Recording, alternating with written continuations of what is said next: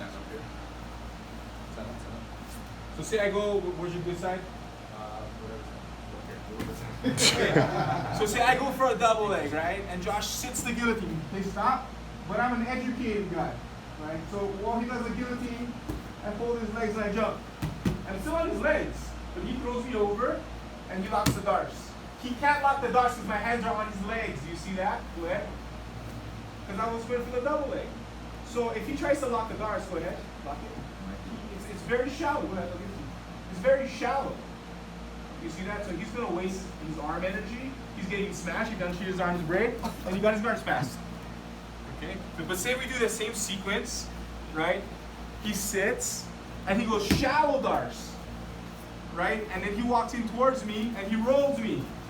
Now he's on top, and he can make the adjustment. That's just the difference, right? So if I jumped over and I wasn't controlling the legs, he could finish from the bottom. Most chances are that I jump over because I know what I'm doing. I'm not going to give you the darce when I pass that way. You get it? So as we get higher level opponents, there's going to be less opportunity. But now he's not on the bottom. He tried to sit the guillotine. He got his guard passed. Normally that's done. He's now lost position. So I gave him an out. He goes shallow darce and he rolls to the top. Whether he continues or not, he just advanced.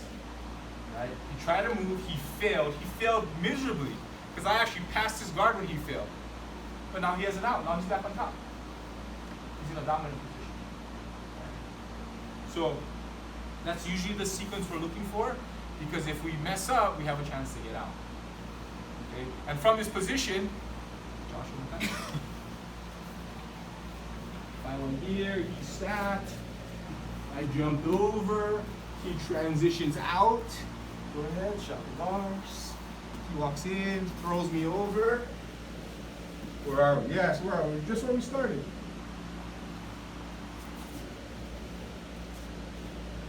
Well, he went all the way to where we started. I saw the finish. It's there. They're all connected, right? It's all a head around the choke. So, say I roll.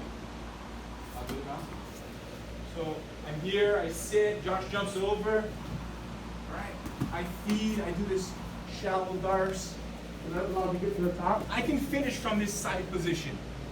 Right? I don't have to allow him to come up to the turtle. That's where we practice. But this is just where we started because I want to introduce the move. So if he's here on the side, the first thing I'm concerned about if he's holding my leg, which he may be because he went for the double leg, right? So down pressure with my chest and shoulder, and I tip my hip. And that frees the arm. And just like all of our hidden arm chokes, I can use the arm to brace. Like I can use this arm to brace his arm. That will allow me to get a deeper grip and lock my bicep. Right, so I'm getting a deeper grip, two things. I'm bracing the head, or with two ways. I'm bracing the head with my elbow, lifting his neck up. I'm also shooting the bottom arm. How do I shoot the bottom arm? I can adjust my head level so I got a longer reach to lock it up. Okay? So once I feel like I have a good lock, I'm going to turn towards his legs and look to step, legs or hip, wherever I can reach. Okay, and now we're going to go rotational finish. So I create a pivot point with my elbow here, and I'm going to pull up through his armpit. So this arm is going to trace through this. So imagine that, of course I have it locked, but I'm pulling my elbow through his armpit. Okay? So it's all locked in.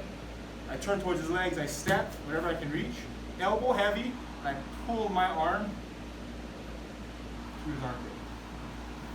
Okay, that's a rotational finish. So that's different than just staying here and squeezing. Right? Here, I create this pivot point, and I create this leverage action, right? And the leverage coming from my hip again. Okay, so we're gonna start off on the top here. I have the shallow darce, you guys my leg. It's clear. Okay, I can brace the arm, use the top hand to brace, to lock and grab my bicep, face the legs, wrap, and again I'm driving through, pulling my elbow, throwing my hip forward. Got it? Good question, Professor. Ban him from turtling. Is that the idea, or No, so stepping over the legs gives me the ability to open my hip up. okay? Yeah. You can step over the knee, or the hip, and this allows me to kind of sometimes fall to the mount too. Okay. And then second foot. Fall into the hip. Bad?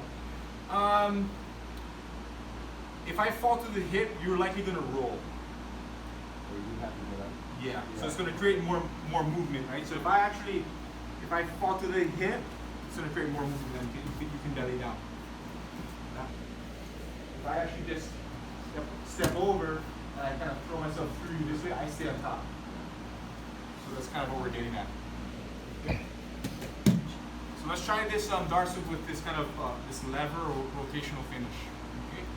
1, 2, 3.